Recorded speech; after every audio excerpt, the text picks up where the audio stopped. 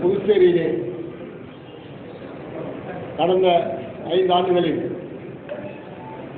நாராயணசாமி அவருடைய நிர்வாக திறமையின் காரணமாக புதுச்சேரி மாநிலம் ஏறத்தாழ 20 ஆண்டுகள் பின்னோக்கி சென்றிருக்கிறது. காங்கிரஸ் திமுக தலைமையிலான கூட்டணி அனைத்து துறைகளிலும் தோல்வியை தெரிவித்துக் கொண்டு வருகிறது. மக்களுக்கான எந்த ஒரு நலத்திட்ட உதவிகளையும் கடந்த 5 ஆண்டுகளில் காங்கிரஸ் திமுக அரசு செய்து கொடுக்கவில்லை.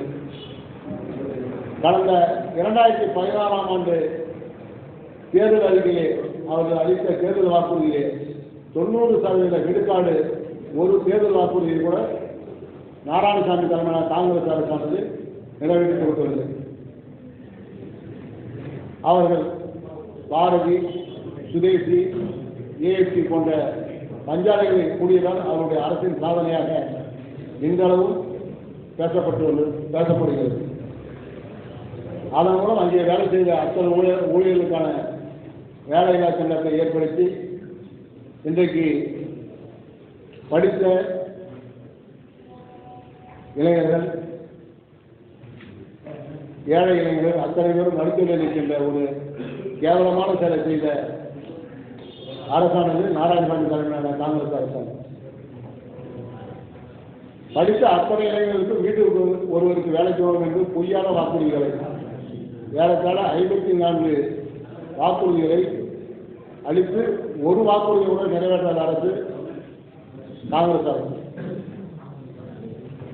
கடந்த கால காங்கிரஸ் அரசானது மின்கட்டண உயர்வு, குப்பைக்கு வரி, வீட்டுக்கு வரி, சொத்து வரி, தண்ணீர் வரி, இங்கே இருக்கின்ற அத்தனை நண்பர்களுக்கும் தெரியும். பன்மடங்காக உயர்த்தியது காங்கிரஸ் திமுக தலைமையான கூட்டணி அரசு. தாழ்த்தப்பட்ட மக்களுக்கு ஒதுக்கப்பட்ட சிறப்பு கூறு நிதியை கூட தவறான முறையை பயன்படுத்தி தாழ்த்தப்பட்ட மக்களுக்கு பயன்படாத வண்ணம் அந்த நிதியினை செலவு செய்து அதில் ஊழல் செய்த அரசு நாராயணசாமி தலைமையிலான காங்கிரஸ் அரசு. அப்படி ஒதுக்கப்பட்ட நிதியினை தவறான வகையில் சொகுசுக்காரர்களை வாங்கி பல்வேறு முறைகளை செய்த அரசு நாராயணசாமி தலைமையிலான அரசு. படித்த இளைஞர்களுக்கு வேலை வழங்கணும்னு சொன்னாங்க. ஆனால் இன்னைக்கு அத்தனையும் கஞ்சா, போதைப் பொருட்கள், கொலை குற்றவாளிகள் இது போன்ற செயலில் ஈடுபடுகின்ற மாநிலமாக இன்றைக்கு புதுச்சேரியை மாற்றிய காங்கிரஸ் அரசு தொடர்ந்து புதுச்சேரியில் உள்ள அத்தனை ராஜ்யங்களையும் கூடி மிகப்பெரிய சாதனை படுத்திருக்காங்க. எங்களுடைய பாரத பிரதமர் நரேந்திர மோடி அவர்கள் கொண்டு வந்த ஆயுஷ்மான் திட்டத்தை புதுச்சேரியில் தொடர்ந்து செயல்பட விடாமல் முனைக்கிறது நாராயணசாமி தலைமையிலான காங்கிரஸ் அரசாங்கம். மீனவர்களுக்கு வழங்கப்படுகின்ற தடைக்கால நிவாரணம் ஒவ்வொரு வருடமும் அவர்களுக்கு வழங்கப்படுகின்ற தடைக்கால நிவாரணமானது ஒவ்வொரு ஆண்டும் வழங்கப்படும். இந்த 5 ஆண்டுகளில் பார்த்தீங்கன்னா ஒவ்வொரு முறையும் அவர்கள் அந்த நிவாரணத்தை பல்வேறு போராட்டங்களை சந்தித்த நிலையாக மத்திய அரசு வழங்கும் நிதி, அதாவது நிதி இல்லை, அந்த நிதியை கூட முறையற்ற வகையிலே அவர்களுக்கு வழங்கப்படாமல் மீனவர்களை துன்புறுத்திய அரசு தான் நாராயணசாமி தலைமையிலான காங்கிரஸ் அரசு. புதுச்சேரியில் உள்ள 6 குளங்கள், ஏரிகள் அத்தனையும் இந்த அளவுக்கு தூர்வாரப்பட்டாலும் கூட அதனுடைய ஆக்கிரமிப்புகள், ஏன்னா சுப்ரீம் கோர்ட்டு தெளிவாக சொல்லியிருக்காங்க, 6 குளங்களில் ஆக்கிரமிப்பு தான் உடனே அகற்றணும் சொல்லிட்டு. இன்றைக்கு காங்கிரஸ் அரசாங்கம் எங்கெங்கே ஆக்கிரமிப்புலாம் இருக்குதோ அதெல்லாம் அவங்களுக்கு வெளியிற்கு பட்டா போட்டு கொடுத்து இன்னைக்கு அதை காலி பண்ண முடியாத பண்ண அரசு காங்கிரஸ் அரசு. காங்கிரஸ் திமுக தலைமையிலான கூட்டணி அரசு. இன்னைக்கு புதுச்சேரியில் இருக்க இன்னைக்கு பத்திரிகை நண்பர் அத்தனை பேரும் தெரியும். அவர்கள் ராஜினாமா செய்வதற்கு முன்பாக புதுச்சேரியுடைய அத்தனை சாலைகளும், புதுச்சேரி என்றாலே சாலைகள் அழகு, அந்த சாலைகளை இன்னைக்கு முன்னுரிமையான சாலையாக்கி ஒரு நாளைக்கு ஏறத்தாழ 500க்கும் மேற்பட்ட விபத்துகளை ஏற்படுத்திய அரசு காங்கிரஸ் திமுக தலைமையிலான கூட்டணி அரசு. புதுச்சேரியில் இருக்கின்ற அத்தனை தொழிற்சாலைகளையும் ரவுடிகள் சமூக விரோதிகளை வைத்து மூடுவிழா பண்ணி அரசு நாராயணசாமி தலைமையான காங்கிரஸ் அரசு ரோடு பொறுத்தளவு தரமான சாலைகள் கிடையாது, குண்டு குழியமான சாலைகள், அவங்களுக்கு கமிஷன் வருது, இது போன்ற பல்வேறு முறைகளை பயன்படுத்தி பல்வேறு ஊழல்களை செய்த அரசு நாராயணசாமி தலைமையான காங்கிரஸ் அரசாங்கம். அது மட்டுமல்ல, கோவாவுக்கு அடுத்து புதுச்சேரி மாநிலம் தான் சுற்றுலாவுக்கு கேந்திர தரம். அனைத்து வெளிநாடுகளும் கோவா கூட பிரான்ஸ் வந்து போக மாட்டாங்க. ஆனால் நம்முடைய புதுவை மாநிலத்துக்கு அனைத்து நாடுகளிலிருந்தும் புதுச்சேரிக்கு வந்து இங்கே தங்களுடைய கோடை காலத்தையும் இங்கே தான் கழிப்பாங்க. கடந்த 5 ஆண்டுகளில் சுற்றுலா எண்ணிக்கை பார்த்தீங்கன்னா மிக குறைந்து, அந்த சுற்றுலாவுக்கு மத்திய அரசு வழங்கிய நிதியை கூட ஊழல் பண்ணிய ஒரு அரசு நாராயணசாமி திமுக தலைமையான காங்கிரஸ் அரசு.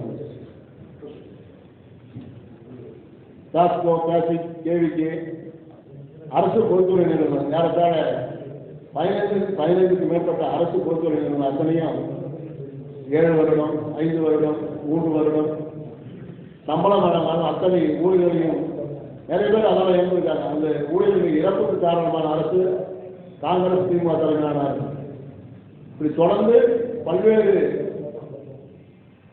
ஊழல்கள், பொதுமக்களுக்கு ஏற்பான வேலைகளை செய்த துரோகங்களை செய்த அரசு நாராயணசாமி தலைமையான இந்த காங்கிரஸ் அரசு. மத்திய அரசு நிறைய 2015 ஸ்மார்ட் சிட்டி திட்டம் 1800 ரூபா கொடுத்தாங்க. அதில் முதல் தடவையாக 107 ரூபா 2015 மத்திய அமைச்சர் நிதின் கட்கரி அவர்கள் மத்திய அமைச்சராக இருக்கின்ற போது கொடுத்து வழங்கப்பட்டது. நான் எந்த அளவும் அந்த பணத்தை செலவு செய்யாமல் துணைநிலை ஆளுநர் பொறுப்பேற்றது பிறகு இன்றைக்கு தான் அதனுடைய பணிகள் ஆரம்பிக்கப்பட்டு செயல்படுத்தப்பட்டு கொண்டிருக்கிறது. மத்திய அரசு வழங்கிய 15,000 கோடிக்கு மேல நிதியை எந்த செலவும் பண்ணல. தாழ்த்தப்பட்ட மக்களுக்கு வழங்கப்பட்ட ஸ்காலர்ஷிப் எடுத்தாங்க, அவங்களுக்கு பட்டா இலவச பட்டா வழங்கல. எந்த ஊர்லையும் பார்த்தீங்கன்னா தாழ்த்தப்பட்ட மக்களுக்கு இலவசமான பட்டா இந்த 5 ஆண்டுகளில் சொல்லல. இலவசமாக அவங்களுக்கு எங்களுடைய பாரத பிரதமர் நரேந்திர மோடி அவர்கள் வந்து அவருடைய கனவு திட்டம் இந்தியாவில் உள்ள அத்தனை மக்களுக்கும் வீடுகளா திட்டத்தை உருவாக்கி கொடுத்தது. அந்த ஒரு திட்டத்தை கூட புதுச்சேரியில் ஆண்ட நாராயணசாமி தலைமையான காங்கிரஸ் திராவிட முன்னேற்ற அரசு ஒரு வீடும் கட்டி கொடுக்கல, ஒரு மக்களுக்கும் பயன்பெற செய்யப்படவில்லை. மத்திய அரசு பணம் 15,000 கோடிக்கு மேலே வீணடிக்கப்பட்டுள்ளது. உள்ளாட்சி தேர்தல் நடத்தணும், உள்ளாட்சி தேர்தல் நடத்துவதால் அந்த உள்ளாட்சியில் சேர அந்த பங்களிப்பு மத்திய அரசு பங்களிப்பானது இன்றளவும் பாழடிக்கப்பட்டு உள்ளாட்சி தேர்தல் நடத்தாத காரணமாக அனைத்து உள்ளாட்சி துறைகளும் வீணடிக்கப்பட்டு மக்களுக்கான எந்த ஒரு செயல்திட்டமும் செயல்படவில்லை. புதுச்சேரியில் இருக்கின்ற மக்கள் வளர்ச்சி அடையாதற்கு காரணம் 2016ஆம் ஆண்டு புதுச்சேரி அரசு ஆண்ட காங்கிரஸ் திமுக தலைமையிலான அரசு புதுச்சேரி மக்களுக்கு கொடுத்த பொய்யான வாக்குறுதியின் மூலம் இன்றைக்கு மக்களாக நடுத்தரில் நின்று போராடுகின்ற நிலைமையும் மக்கள் அடிப்படை வாழ்வாதாரத்தை இழந்து இன்றைக்கு தெருவில் அடிக்கிற நிலைமை ஏற்படுத்திய காங்கிரசுக்கு ஒரு சரியான பாடம் போட்ட இந்த தருணத்தை எங்களுடைய பாரதிய ஜனதா கட்சியானது இந்த நேரத்தை அவருக்கு உறுதுணையாக இருக்க வருகின்ற தேர்தலில் இந்திய தலைமையான கூட்டணி ஆட்சி அமைய அனைத்து மக்களுக்கும் ஏற்ற ஒரு அரசாக அமைய வழிகாட செய்வோம். அதற்காக புதுச்சேரி மக்கள் என்ற குற்றப்பத்திரிகை காங்கிரஸ் திமுக குற்றச்சோராக என்கிற ஒரு தலைப்பிலே இன்றைக்கு சாட்சி கமிட்டி இங்கே பத்திரிகை வாயிலாக அதை பொதுமக்களுக்கு சமர்ப்பிக்கின்றோம்.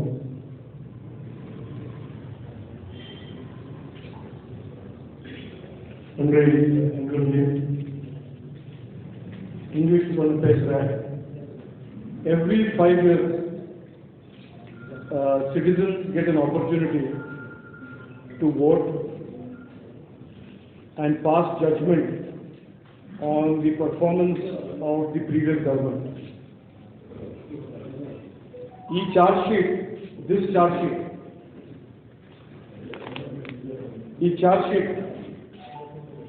is the report ಒಂದು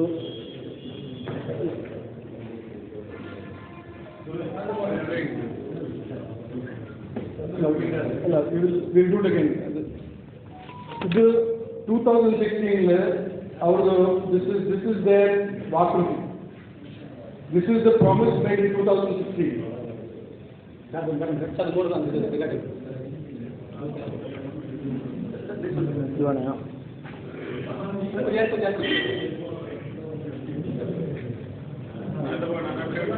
Okay. Let me finish. Then we'll do photos. What I am saying is, the 2016, this was the promise made by the Congress DMK government. This people's report card about the Congress DMK. Promise versus performance. This is betrayal, and every voter, through you, through the media, should know and respond. Starting from non-fulfillment of poll promises of 2016, now it is clear that Narayanaswamy and the Congress DMK government have accepted that they have failed. They are not contesting election. The failure and the running away of Narayanaswamy from this election is evidence that he knows the charge sheet. He knows what the people are thinking. Emlum Selvanji Choliya says, voters and the people should never forget these two parties and their promises. Our promise is fulfilled pannilla. And now in Tamil Nadu, these people are talking about Chingar, Chennai, Idu Adala, after leaving Puducherry in ruins. So I want to just remind the voters through you that the Congress DMK government, which has a long, illustrious track record of corruption in the center, 2G scam, Augusta Westland scam, in 5 years, they have betrayed the people, they have misused public finances, they have unleashed dynastic corruption and betrayed the people of Puducherry completely. That is why today we are releasing the charge sheet, so that the people of Puducherry are aware what was the promise and what was the performance. Thank you. Yeah.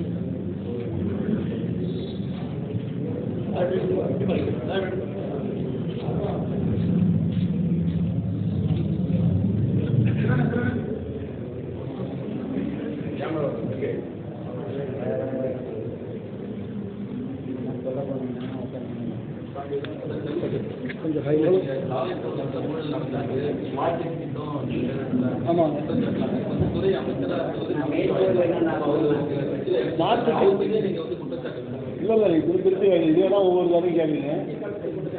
இல்லை smart city தான் government of இந்தியாவுடைய திட்டம், மத்திய அரசுடைய திட்டம். மத்திய அரசுடைய திட்டத்தை இம்ப்ளிமெண்ட் பண்ணுறது புதுச்சேரி அரசுடைய கடமை.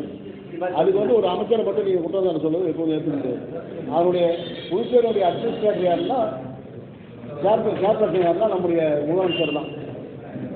சேர்பர்சன் ஒரு அமைச்சர் இது, சேர்பர்சன் முதலமைச்சர். அவர் தான் அந்த திட்டத்தை இதுவரை செயல்படுத்த முடியும். நாங்கள் டாக்டரில் சொல்லியிருக்கோம். அதில் ஏதாவது உங்களுக்கு மாற்றம் கட்டுறோம் சொல்லுங்கள், நான் பார்த்து இல்லை I'll respond. Can I respond? This is not an indictment of any one minister. This is an indictment of the governance philosophy of Congress DMK. இது isolated instance அல்லாது. இதுதான் they did in Delhi when they were in central government. 2G scam, Augusta Westland scam எல்லாம் அவரை stop பண்ணியாச்சு இல்லையா? அதுதான் இங்கே they have done. This is a philosophical, ideological difference between two parties that practice dynasty politics and their type of governance versus what we are promising. So, I know your question. Is X person responsible, Y person responsible? This is the governance philosophy of Congress DMK versus governance philosophy of NDA. Alta.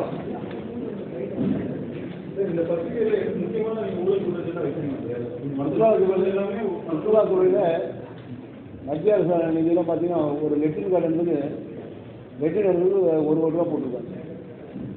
ஒரே ஒரு லெட்டின் நடந்தது. எங்களுடைய மத்திய அமைச்சர் சின்ன ஆராய்ச்சிக்கு போவோம் படிக்கப்பட்டு அங்கே போகும்போது அங்கே போய் இப்போ சுற்றுலாத்துறை மூலம் அங்கே என்ன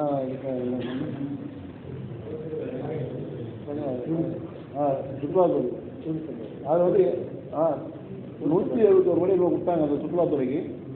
அதில் போயிட்டு 25 கோடி செலவு பண்ணுறாங்க. 20 வயது செலவு பண்ணால் எங்கள் மத்திய அமைச்சர் போனால் நிறுத்திட்டாரு. டூர் பஸ் ஸ்கீம் என்னன்னு பார்த்தா ஒரு லெட்டருக்கு ₹1 கோடி அதில் சேங்ஷன் பண்ணியிருக்காங்க. இல்லை அப்பயே நிறுத்திட்டாங்க. அப்பயே நிறுத்திட்டு அதுக்கான ஆய்வறிக்கை கேட்டிருக்கோம். ₹171 கோடி மொத்த பிளான். அது சுற்றுலாத்துறை மூலம் இந்த அகழ ஆராய்ச்சி மையம் ஊர் வந்து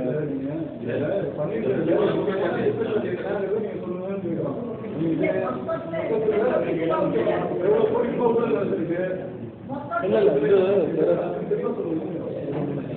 மொத்தமாக கணக்கு எடுக்க அரசு எல்லாமே ஏற்கனவே தெரிஞ்சதுதான். எல்லாமே தெரிஞ்சதுதான். நீங்க கொடுத்துருக்கிறது மேக்ஸிமம் எல்லாமே பழைய விஷயம் தான். நீங்க குற்றச்சாட்டு சொல்லியிருக்கீங்க. இதுல வந்து புதுசா என்ன இந்த அமைச்சர் இவ்வளவு இந்த துறையில வந்து இவ்வளவு ஊழல் அப்படின்றது கண்டிப்பாக எதுவும் மென்ஷன் அதை பண்ண மாட்டோம். அதெல்லாம் இது ஒன்லி சாட்சி அவங்க மேலே குற்றச்சாட்டு மட்டும் தான் சொல்லுவோம். அதுக்கு ஒரு கருத்து இருக்குது. அவங்க இன்னொரு 2 நாள் பிரச்சனை இல்லை. Charge sheet is mainly in the context of அவருடைய ப்ராமிசஸ். இந்த சார்ஜ் ஷீட் பந்திலாம் இல்லை. One second. You are assuming that what we are saying is about scams. Illa. What I am saying is betrayal. Betrayal only. That is, you have promised so many things and in 5 years you did not do it. Adonno. If scam, if you are talking about scam, we are not in government. When we form government on May 2nd, May 4th, then only we will find out the scams.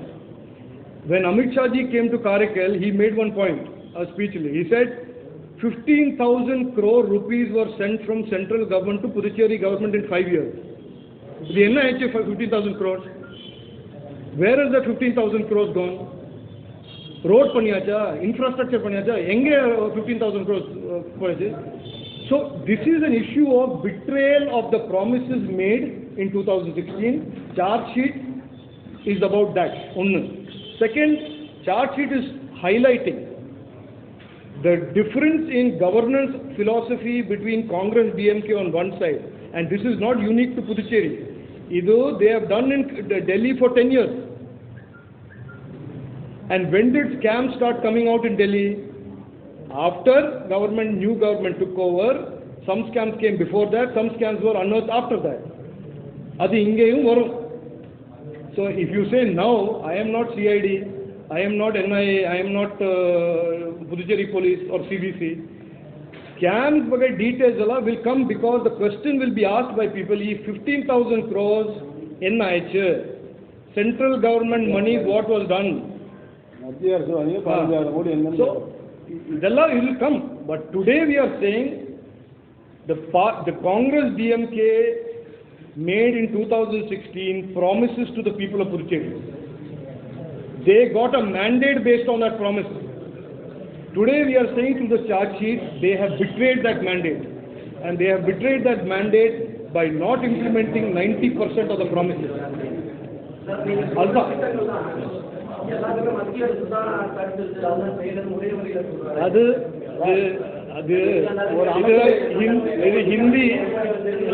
Hindi there's one saying, Tamil translation theriyala. Naach na jaye aangan teda. If you can't dance, you blame the floor. he will blame Lieutenant Governor.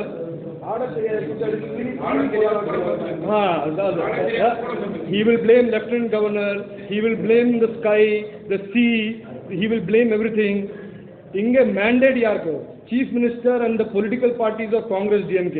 What was their moral responsibility to serve the people of Puducherry? Adu panniya panniliya, that is all. That is the question today. We are going to election. People of Puducherry deserve to know whether 5 years ago the mandate that they gave to a government was fulfilled or not. And we are saying today, there is through this charge sheet full evidence that they have betrayed the mandate that they received in 2016. They betrayed it by appointing a non-elected chief minister on the first day, and they betrayed it for 5 years with that high command chief minister being thrust on the people of Puducherry.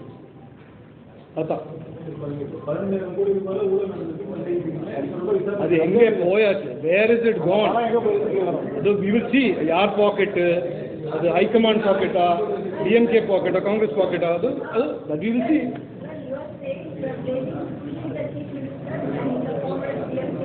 ஆமா. I am not blaming. They are accepting it by him not contesting for election. No. Yeah, of course. The charge sheet is an indictment.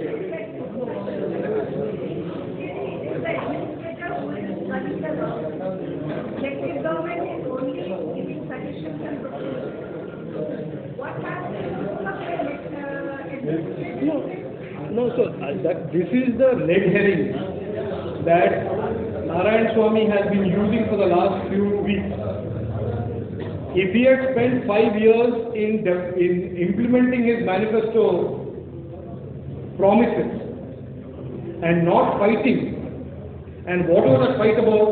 The fight was about the Lieutenant Governor seeking accountability and transparency for public money. If you were making a case that Narayan Swamy was being thwarted in good intentions by a Lieutenant Governor, then I'm sorry, we disagree. The Lieutenant Governor was asking specific questions about accountability and transparency of schemes. Narayan Swamy was not doing it, and we know it. In the right scheme, he appointed without tender a supplier. In the Sari Veshli scheme, and I don't want to get into one by one. But the point we are making today is very simple. This is not very complicated point. Every 5 years, the people have the right to know the end of the government. Did they fulfill their promises? We are saying through this charge sheet, there is 100% evidence that the Congress DMK government betrayed the mandate of the people of Puducherry and betrayed the people of Puducherry. Thank you.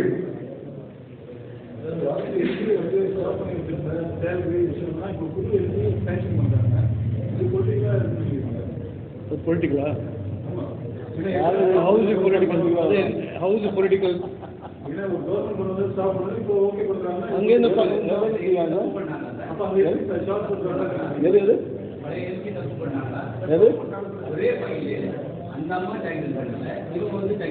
என்ன பையன் சொல்லுங்க, என்ன பையன் சொல்லுங்க.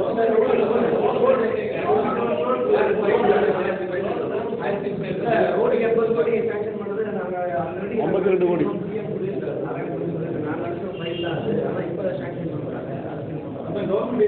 அவங்க commission வச்சாங்க, அப்போ commission இல்லாத கரெக்டாக போகுது, அவ்வளோதான். அப்போ கமிஷன் பேசிக்கலாம் அதை அனுப்பிச்சாங்க, அதை யாரும் கமிஷன் வாங்கலாம். ஓகே, கவர்மெண்ட் கமிஷன் வச்சுது, அதனால தான் அவங்க சாங்ஷன் பண்ணல. அதுதான் நாராயணசாமி கமிஷன் வச்சாரு, 20% அந்த கான்ட்ராக்ட் அவங்க கூட்டு பேசுறாங்க. அதுதான் 20% கமிஷன் வந்தது. உங்களுக்கு கொஸ்டின் தெரியும், ஆன்சருக்கும் தெரியும். You know the question, you know the answer. That contracting is a place where corruption is rampant. Adutha, when the Lieutenant Governor is asking questions, he does not want to answer. Another?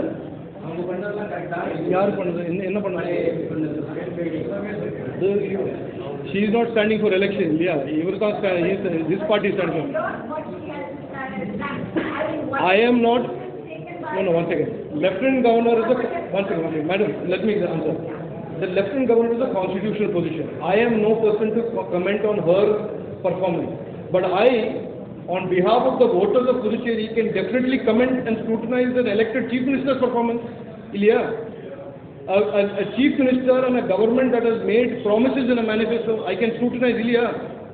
That's what I'm doing. That is what we are doing. That is our duty to do. வாக்குறுதி கொடுத்தாங்க ஒன்று கூட நிறைவேற்றணும் சொல்கிறோம். அதுக்காக சாக்ஷியட் company அறிவிச்சிருக்கோம். இதோ கொடுத்துருக்கோம். Okay. இதை கொடுத்துருக்கோம். அவங்க எதுவுமே செய்யலாம் கொடுத்துருக்கோம். இது மக்கள் முடிவெடுக்க போகிறாங்க. மக்களுக்காக உங்களை கூட்டிருக்கோம். Thank you. Thank you.